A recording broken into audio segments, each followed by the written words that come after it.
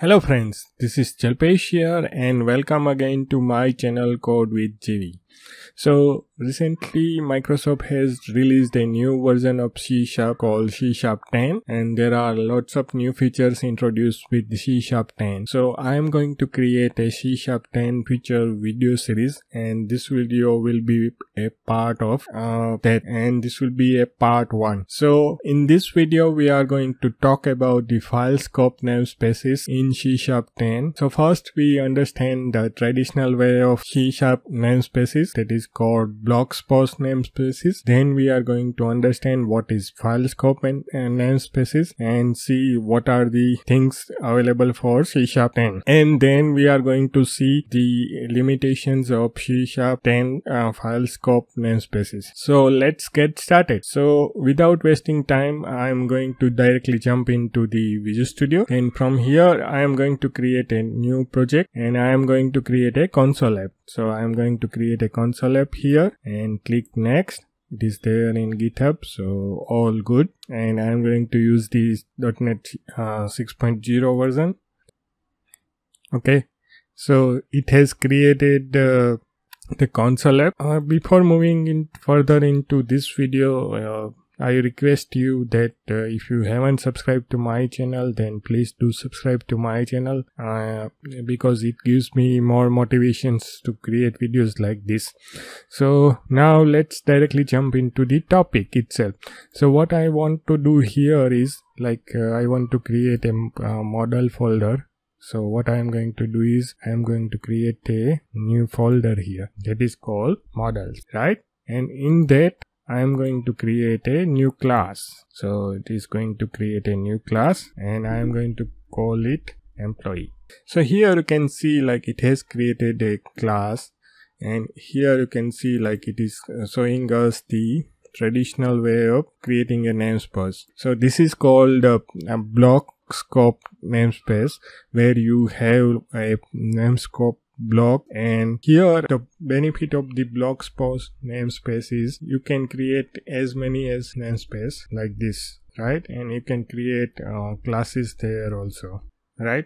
So here you can see no error is found, right? But with the C# 10 new namespaces, let's first see how the file scoped namespaces is different from the traditional way of creating a namespace. So here you can see we get back to the old way of namespaces, and then here if you click on this, it will show you a squiggly or a quick action bar to convert it to file scoped namespaces. So now if you convert it into file scoped namespaces, here you can see it has reduced the namespace text, and here this namespace will apply to all the classes in this particular file. With the block scoped namespaces, you were able to create multiple namespaces in same file, but with the file scoped namespaces you cannot create those things.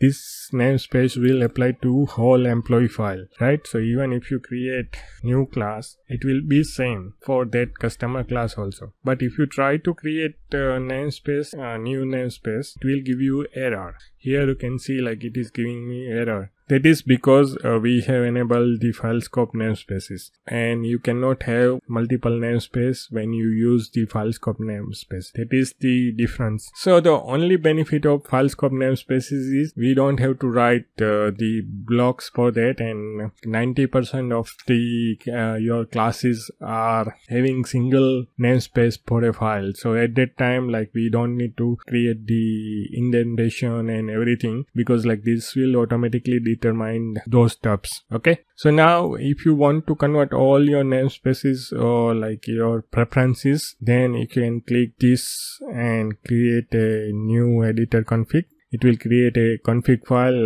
where your code preferences will be there. So it's loading now. Here you can see in the code style, here the by default namespace is block scope. But if you convert it to file scope and save it, right? And now if I create a new file here, and if I give name is student, here you can see it has created with the file scope namespaces. So that way, like, you can control your behavior with your editor config file. Right here you can click on that and you can see the namespace style, and there are a couple of options for Namescape, file or block namespaces. So the only benefit of the file scope namespaces is like it is having less verbose, and like in your code, I have seen, like from my career perspective, like most of your file will be having single namespaces, so you don't need to do extra indentation and you will save some lines of code. So that's it for this video. I hope you like this video, and if you like this video, then please do subscribe to my channel Code with JV, and hope to see you in the part 2 of C# 10 video series. See you in the next video. Thank you for watching.